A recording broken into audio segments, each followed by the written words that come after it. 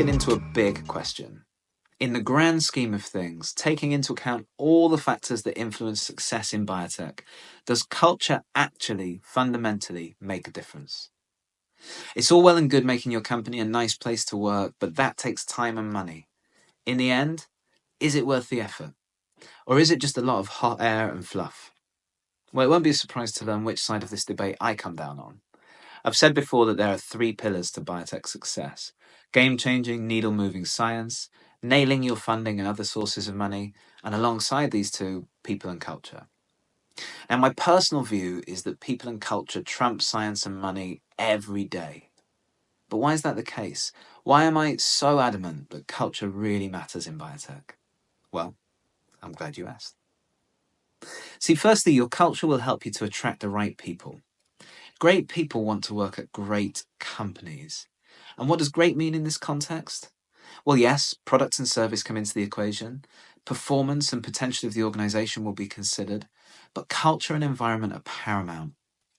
First off, a brilliant company culture will help you to attract the right people. And there are several ways that this occurs. If your current employees like working for you, then they're significantly more likely to refer the people that they know. Referrals can get you access to people who wouldn't ordinarily consider new opportunities.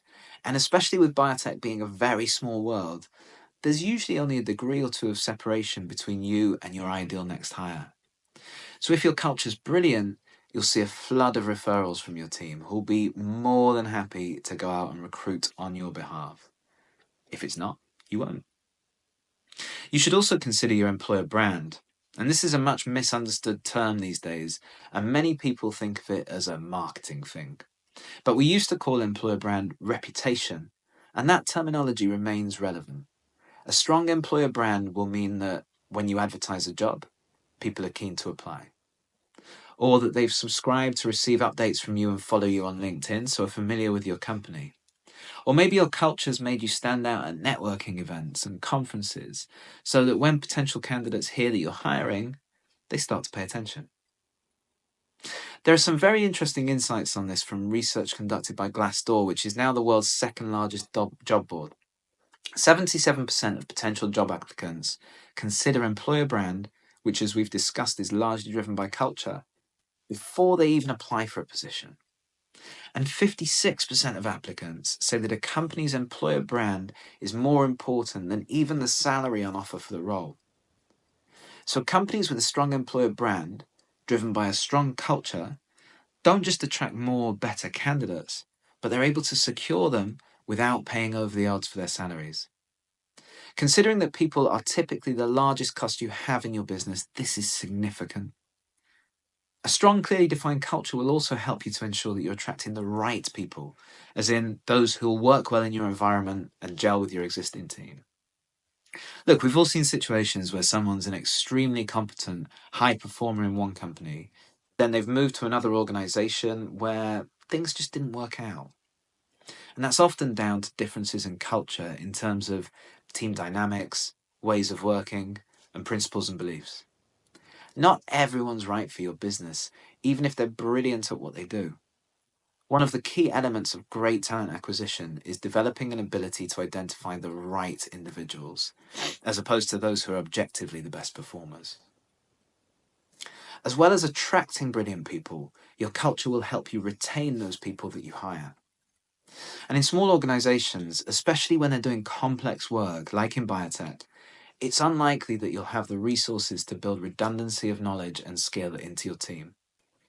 Now, large companies make sure that they have several people who can perform certain tasks, have particular skills, or possess deep expertise in something, so that if anything happens to one of them, typically if they're ill or if they leave the business, it has a limited impact on the capability of the group. But small companies just don't have this luxury, so the impact of key people leaving or becoming unavailable is often significant. So as a result, retaining those key people is really crucial to success. Now, your culture is by a long distance the most important influencing factor on whether people stay with you long term. Culture is, of course, made up of several elements, but there are some key studies that illustrate its importance. Firstly, in organizations where employees have high level of engagement with the mission, the research organization Gallup found that levels of retention were noticeably higher. They also found that emphasizing mission and purpose was a key factor in retaining employees across generations, and particularly millennials, who are now entering their early to mid 40s and are no longer just the young people. Companies with strong values, the key drivers of culture, were also found to have 21% greater profitability in the same study. And LinkedIn have found across several pieces of research that around 94% of people who have left their jobs would have stayed for longer if their company had invested in their career development, which is another crucial element of culture.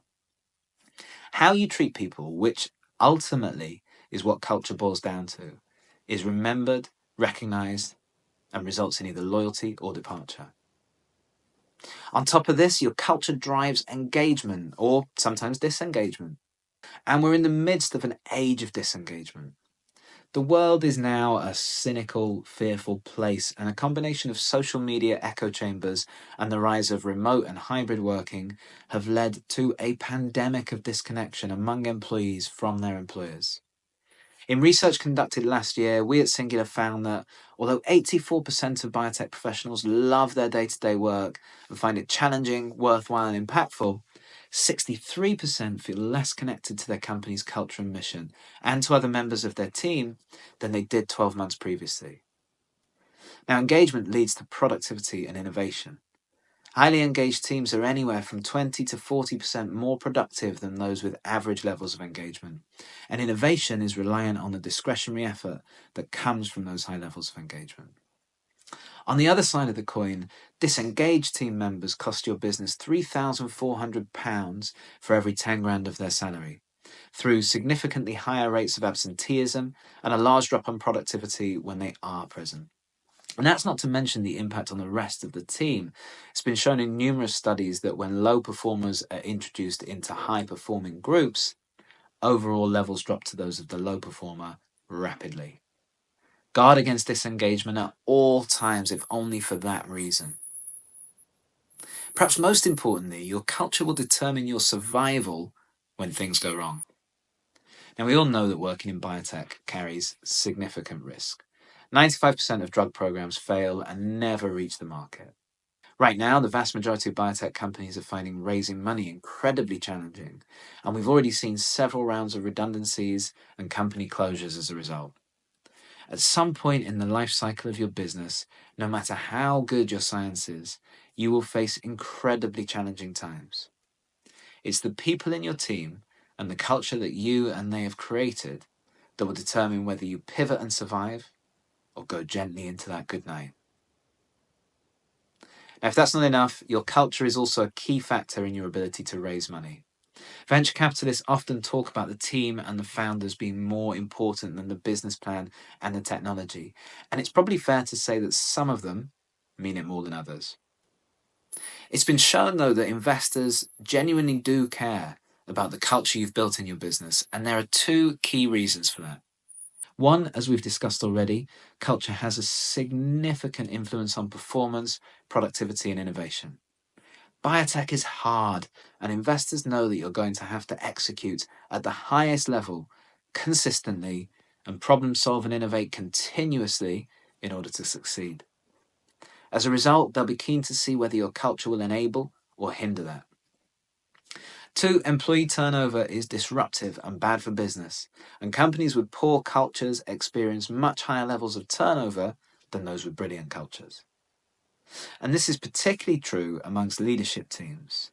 Top executives will always be in demand and well compensated, with potential employers these days ready to compensate them for leaving stock options and equity behind.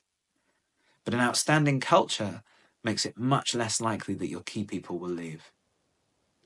These two factors form part of the risk calculation that investors make when assessing whether to back your business. In short, building a brilliant culture makes you a less risky investment for them. Google Ventures and Andreessen Horowitz, among others, have made culture a formal part of their due diligence process in recent years. So does culture really matter? What do you think? Let me know in the comments.